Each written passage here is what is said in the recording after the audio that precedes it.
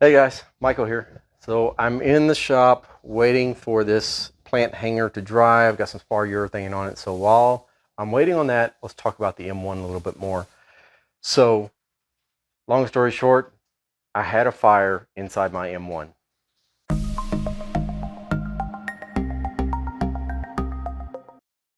Now, it wasn't that bad, but it was bad. It was bad enough to scare me.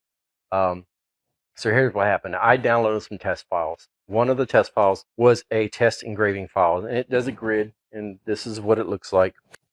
This is the grid file, and as you can see, it does different powers, different speeds, and grows all the way across. And you can see it actually cooked pretty good in the top.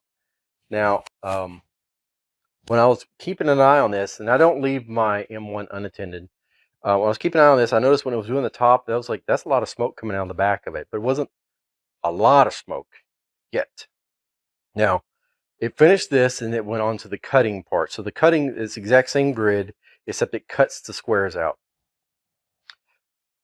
Now, I don't know anything about these files, and I didn't think about checking the file, but on the file, what it did was, on the cut file, it was actually doing multiple passes on those cuts. And so I think on a normal test file, it's supposed to only cut one pass on there. So it was cooking it more than it should have, so to speak. And so I noticed it was cutting and working fine, and I just kind of look on there, look in it every now and then, check it out. Just kind of working on my desk here, doing some things, but glance at every now and then. And then I noticed at one point there's a lot of smoke in the back of that M1 coming out of it.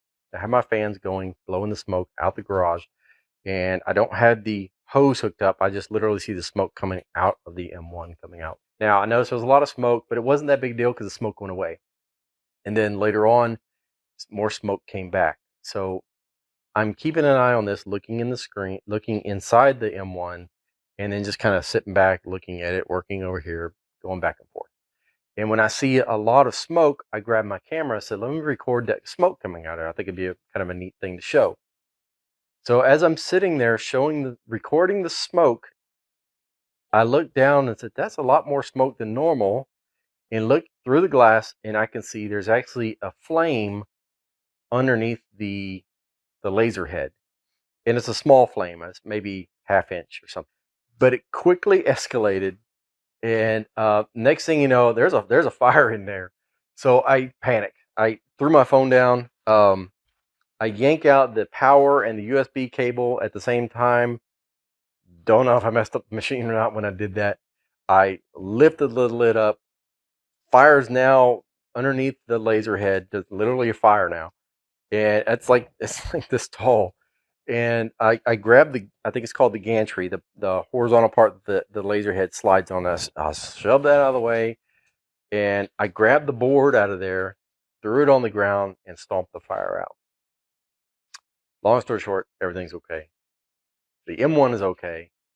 Um, Board's not okay. Board got toasted pretty good, and I was able to save the engraving side of the board, but not the cut side of the board.